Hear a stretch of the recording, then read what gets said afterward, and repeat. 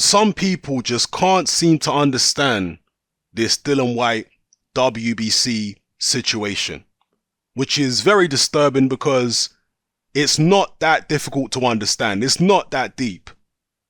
So these people are either being willfully ignorant or they're dangerously stupid. And I suspect it's actually the latter. So in this video, I'm going to break things down very simply for you, so a kindergarten child could understand it. That's the extent I'm having to go to here to accommodate these intellectually challenged individuals. So let class begin. Now, back in 2016, Luis Ortiz signed with Eddie Hearn, the very same promoter who promotes Dillian Whyte. As soon as Ortiz signed with Hearn, Dillian Whyte started calling Ortiz out. Myself and other YouTube channels were making videos about the fact that Dillian Whyte was calling Ortiz out.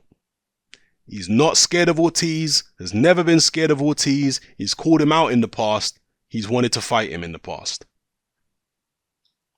Moving on. In 2017, November to be precise, Dillian Whyte was trying to get a fight with Dominic Brazil. Him and Eddie Hearn were hoping to get the fight made as some type of WBC Eliminator. They were hoping to have the fight on the undercard of Joshua versus Pulev. Obviously, Pulev didn't end up fighting Joshua. It was Takam instead. Okay? So they were trying to get Brazil versus Whyte on the undercard of Joshua versus Takam. Facts. Why didn't it go ahead? Because Dominic Brazil, and I'll leave links to these articles in the description below, Dominic Brazil turned the fight down. That is why Whyte versus Brazil didn't happen last year as a WBC Eliminator. Dominic Brazil turned it down. Now, I don't blame him for turning it down. He says he was offered more money to fight Eric Molina. And in this article here, you see he got $250,000 for fighting Molina. So I'm not blaming Dominic Brazil. Cool. Go where the money is, right? No problem. But don't try and say that Dillian Whyte didn't try and fight Dominic Brazil, because he did. Facts. Yeah? The fight was going to be, as I say, on the Joshua undercard. And according to Eddie Hearn, Anthony Joshua controls the budget for his undercards. So if Brazil was to get the kind of money he wanted, it was basically down to Anthony Joshua whether or not he got that kind of money. Or Eddie Hearn to put his hand in his own pocket and fork out extra money for Dominic Brazil. And neither Hearn nor Joshua were willing to fork out extra money to pay Dominic Brazil to match or better the purse he was being offered to fight Molina. Dillian Whyte was very frustrated by that. Dillian Whyte criticized his own promoter Eddie Hearn for not paying Dominic Brazil more money. Dillian Whyte was very vocal and said, look, if Eddie's willing to pay these guys enough money, they'll fight me. And Dillian Whyte was very frustrated for weeks in the lead up to this particular card that he didn't have an opponent secured up until almost the last minute when he eventually got Robert Helenius. But this is the fight that he really wanted, was the Dominic Brazil fight. Okay, so don't try and say he didn't want to fight Dominic Brazil in some type of WBC Eliminator, because he did. Anyway, Dominic Brazil goes and fights Molina instead for more money. Cool, good for him. There were rumors going around when this fight was made that this was going to be a WBC Final Eliminator. Now, when Eddie Hearn caught wind of this, he contacted the WBC and said, well, hang on. Is Brazil Molina a Final Eliminator? Because Dillian Whyte is ranked higher than certainly Eric Molina and I believe at the time Dominic Brazil too. So shouldn't it be Dillian Whyte in a final eliminator because he's ranked higher than these guys? And remember, people, if you're thinking about the money, if it was a final eliminator between Dillian Whyte and Dominic Breazeale, it could have gone to a purse bid situation. And in a purse bid situation, the winning bid gets to put the fight on. So let's say Al Heyman outbid Eddie Hearn to put on Whyte versus Breazeale as a final eliminator. Then Breazeale still would have got paid a very nice purse. Just as much or probably more than he got paid against Eric Molina. So you can't use money as an excuse, okay? But either way, these guys were ranked below Dillian Whyte, or certainly Molina was, but somehow Molina's getting mandated, or sorry, he's getting an opportunity to fight in a final eliminator to become mandatory for Deontay Wilder. Right? And Eddie Hearn is saying, look, my guy Whyte should get that opportunity, not Eric Molina. So he contacted the WBC, and the WBC, according to Eddie Hearn, assured him that this fight, Breazeale versus Molina, was not a final eliminator. Eddie Hearn also says the WBC told the press publicly that Breazeale versus Molina is not a final eliminator. So Eddie Hearn said, okay, cool. That's fine. I've got reassurance. We'll continue fighting WBC sanctioned bouts, and we'll either try and get a straight crack at Deontay Wilder, or we're happy to fight a final eliminator against somebody else, including Luis Ortiz. We're happy. We'll do that. Of course, we'd prefer to just get it made mandatory without fighting a final eliminator, but if we do have to fight a final eliminator against Ortiz or whoever, we're cool. That's no problem. You following me here? Because this was the situation. Then, a few days ago, Dillian Whyte versus Luis Ortiz gets ordered by the WBC as a final eliminator. I made a video about it.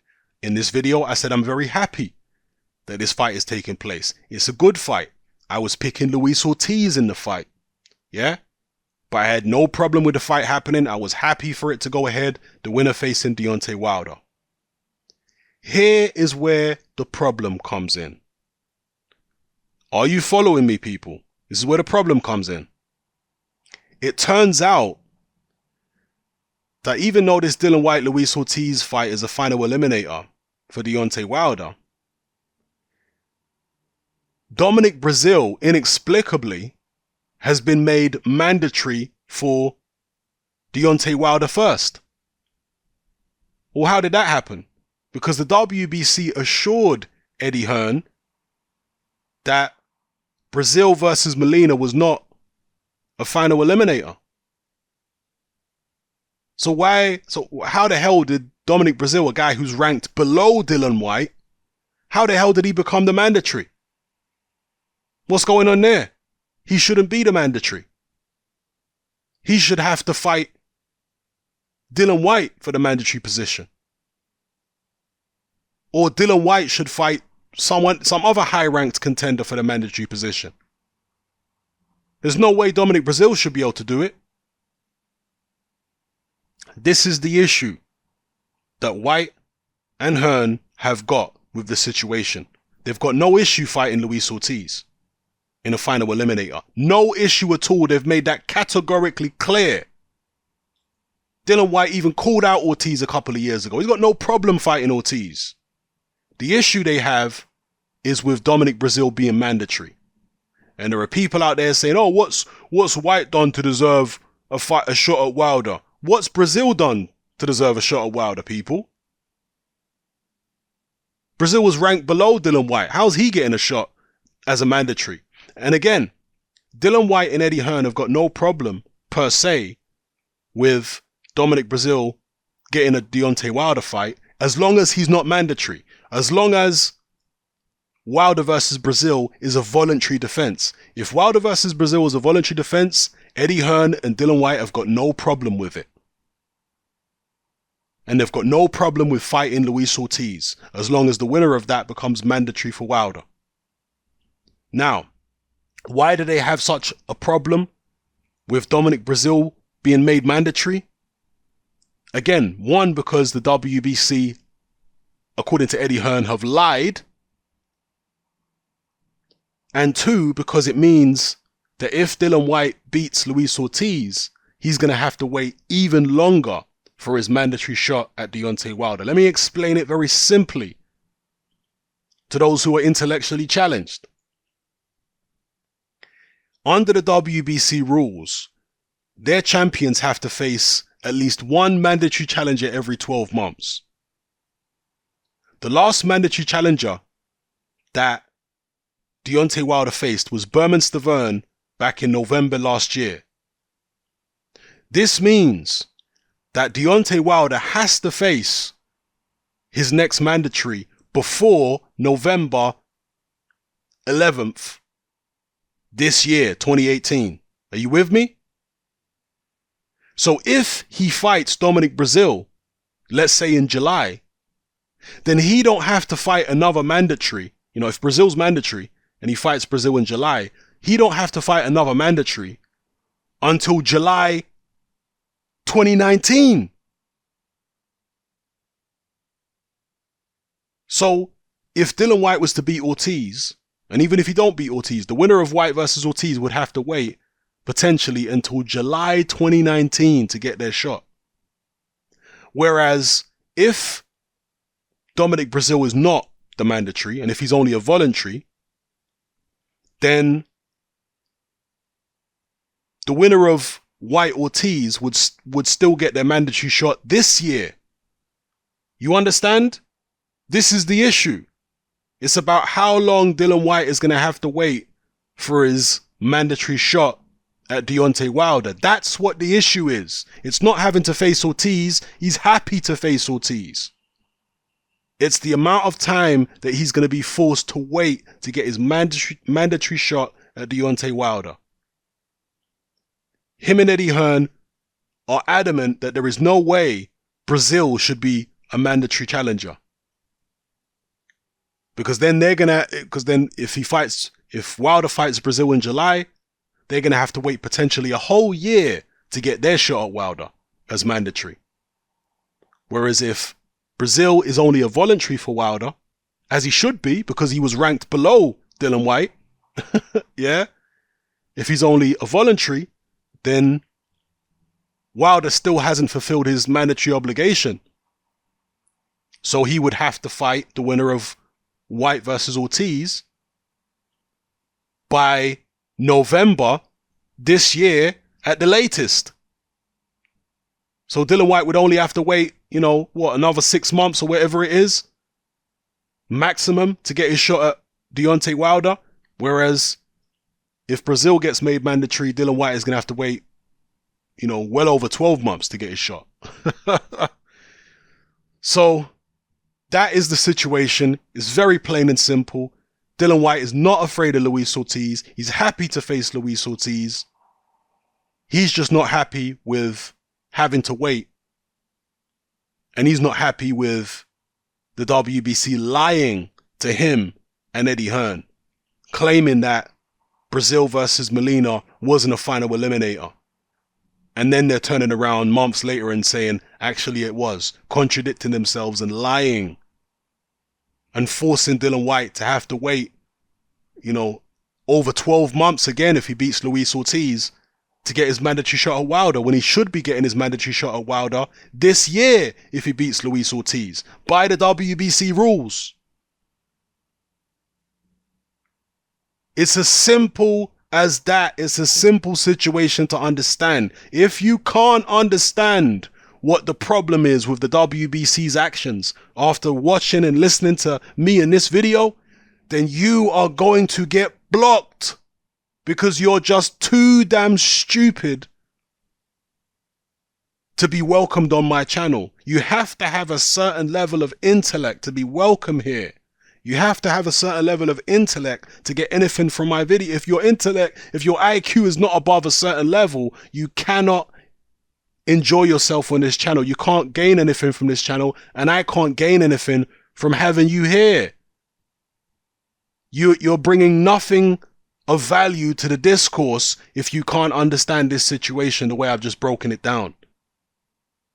If you can't understand why Dillian Whyte and Eddie Hearn have every right to be upset with the WBC, you're getting blocked. Simple. Nobody has got a problem with Whyte facing Ortiz. No one's got a problem with that. I'm happy for that fight to go ahead. As long as Brazil is not mandatory. Brazil can get his shot at Wilder first. Cool. As long as it's a voluntary. Because he was ranked below Dillian Whyte. So yeah, let Deontay Wilder fight Brazil next. Cool. As a voluntary. And then Dillian Whyte can still get his mandatory shot this year. By November at the latest, according to the WBC rules. Understand? Okay, class dismissed.